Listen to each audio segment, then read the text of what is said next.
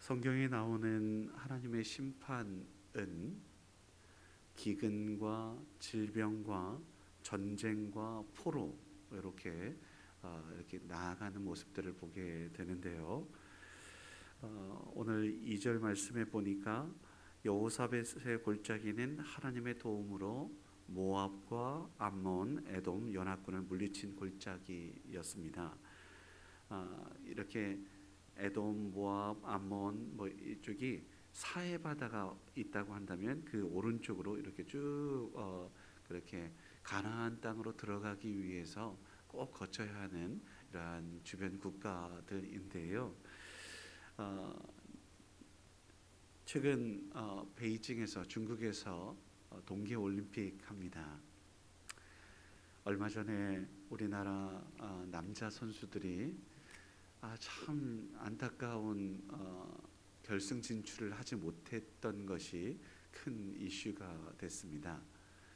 그리고 또 이렇게 하루가 지나서 당당하게 1500m에서 금메달을 따는 것을 목격하게 됐는데요. 중국이라는 큰 땅을 차지하고 있는 나라가 어떻게 보면은 대국이라고 우리나라가 그렇게 이야기를 했었습니다. 지금도 마찬가지긴 한데요. 그러다 보니 이쪽 동쪽 끝에 작은 나라, 우리나라죠. 우리나라를 너무 함부로 대했던 적도 있습니다. 지금도 물론 그런 모습이 있는데요. 그때의 옛날의 드라마를 보면 어김없이 특별히 힘없고 연약했던 여인들에 대해서 더 함부로 대했던 모습들도 있지요. 심지어는 우리나라의 최고 권력자였던 왕이 한낱 신하에 불과한 그를 황제에 대한 예를 갖춰서 그렇게 절을 하기도 했던 그런 역사가 있지 않겠습니까? 이러한 모습들 속에서 힘없는 사람, 여인들, 어린아이들 하면 더 할 말도 없겠죠. 그 모습이 오늘 말씀에 그대로 나와 있다고 해도 과언이 아니에요. 3절 말씀 보시면 소년을 기생으로 소녀를 술로 바꾸는 인신매매가 성행했습니다. 그리고 심지어는 성전 보물을 4절 5절 말씀이죠. 약탈했던 모습. 6절 말씀에 멀리 노예로 끌고 가는 이러한 모습, 팔아버리는 이러한 모습들이 없지 않아 있었다는 거죠. 그런데 오늘 요엘에서 키포인트 단어가 있다면 여호와의 날이라고 제가 말씀드렸습니다. 그 날, 어떤 날이냐면 팔려갔고 인신매매 당했고 어려움 당했던 그때에 누군가 도움을 받아서 나의 억울함이 풀어지고 불의와 부정과 부패가 가득한 이 모습이 해결되는 놀라운 은혜가 있는 그 날인 거예요. 요엘의 여호와의 날은 그렇게 힘들고 어려웠던 이들에게, 특별히 하나님의 사람들에게 신원의 날이라고 해서 회복의 날이요, 치유의 날이요, 구원의 날이 된다. 반대로 불의와 부정과 부패를 일삼았던 이들에게는 심판의 날이 된다라는 것을 그렇게 보여주고 있던 겁니다. 그래서 이러한 상황들이 펼쳐지는 하나님의 임재와 하나님의 구원의 날이 되게 되면 어떤 모습이냐? 보습을 칼로 만들고 이렇게 낫을 쳐서 창을 만들고 칼을 만들었던 것을 보습을 만들고 또 그렇게 했던 모든 것들이죠. 그야말로 이제는 전쟁이 그치고 농사를 지을 수 있는 농사 도구들을 만드는 이러한 모습들, 13절 말씀이에요. 그러한 모습으로 나아가게 될 거야. 평화의 날이 선포될 거야 라고 이야기하는 겁니다. 온 땅과 하늘이 진동을 해요. 해와 달이 캄캄해지는 놀라운 일들, 여러분 일식 뭐 갑자기 밝은 날이 갑자기 어두워진다. 지금도 공포입니다. 우리가 캄캄한 집 안에 들어갈 때 제일 먼저 하는 것은 빛을 전등을 켜는 일이죠. 또 너무 적막하다. TV를 켜겠죠. 뭐 이런 거예요.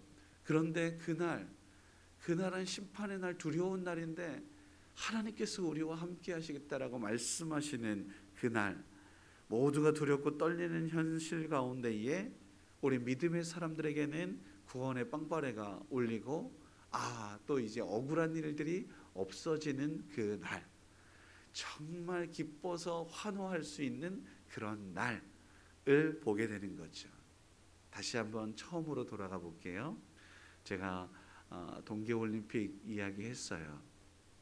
참 안타까운 일들이 일어났었던 것도 사실이에요. 그런데 이런 것들이 우리가 야 이거 아니지 않냐 라고 그렇게 외치다 보니 그 다음에 더 불이하고 이런 일들이 없어져서 제가 감히 말씀드립니다. 1500m 나아갈 때 결승에서 중국 선수들이 아예 올라가지도 못했어요. 참 얼마나 이 어처구니 없는 일들이 있었는지 모르겠어요.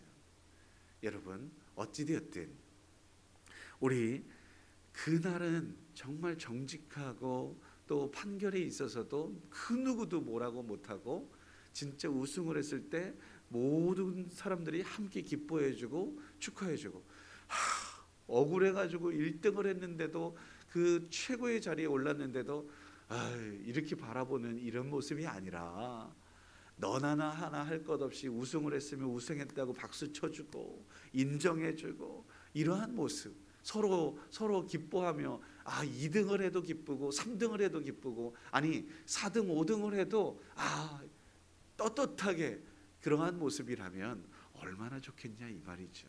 정정당당하게 그렇게 나아갈 수 있다면 등수가 문제가 아니라 출전한 것만으로도 너무너무 기쁜 모습, 이러한 모습이어야 하지 않을까요?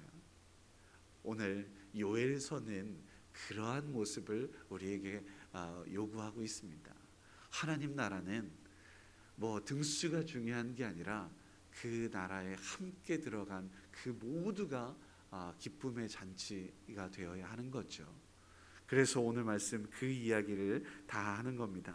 자, 우리 모습이 그러한 모습이었으면 좋겠고, 내 안에 뭐 등수들을 막 이렇게 저렇게 매기려고 등급을 매기려고 하는 모습이 있다면 이거 하나님 뜻 아닌데 라고 하는 생각으로 늘 가져야 할 줄 믿습니다. 우리 모두가 있는 곳에서 어디를 가든지 하나님 나라를 일구고 하나님의 구원과 하나님의 뜻 가운데 거할 수 있는 저와 여러분일 수 있기를 주의 이름으로 축원합니다. 기도하겠습니다. 거룩하신 아버지 하나님, 주 하나님의 날은 심판과 축복이 동시에 있는 날이지요. 악인에게는 심판이지만 의인에게는 구원의 날이니 여기 모인 주의 귀한 백성들에게는 구원의 날, 승리의 날, 축복의 날이 되게 하여 주시옵소서. 주님의 은혜를 경험했던 여호사밧처럼 우리도 원수마귀 사탄을 물리치는 현장을 목격하게 하여 주시고, 그래서 은혜의 골짜기 였노라 고백하게 하여 주시옵소서. 주님을 찬양하며 주님의 도우심을 선포하게 하여 주시고, 너나 나나 할 것 없이 기뻐하며 즐거워하는, 그렇게 함께하는 것만으로도 행복한 그러한 모습일 수 있는 우리 모두가 되게 하여 주옵소서. 여호와의 날 예수님 속히 오기를 소원합니다. 주 예수여 오시옵소서. 주 예수여 이 땅을 치유하시고 회복 구원의 은혜를 허락하여 주시옵소서. 억울한 일, 답답한 일, 절망과 낙심의 한숨이 아니라 억울한 눈물이 아니라 기쁨의 눈물을 흘리게 하시고 또 환호하며 행복해야 할 수 있는 우리 모두가 되게 하여 주시옵소서. 이 시간 귀한 예물을 드린 손길이 있으니 10의 1조 헌금으로 감사 헌금으로 드린 그 마음과 정성과 믿음을 받으셔서 하늘의 귀한 것으로 채우시고 땅에 기름진 것들로 아버지 하나님 허락하여 주시옵소서. 그 가정과 자녀 후손들 위에 일터 위에 하나님께서 큰 은혜로 함께하여 주옵소서. 감사하며 축복하며 예수님의 이름으로 기도드립니다. 아멘.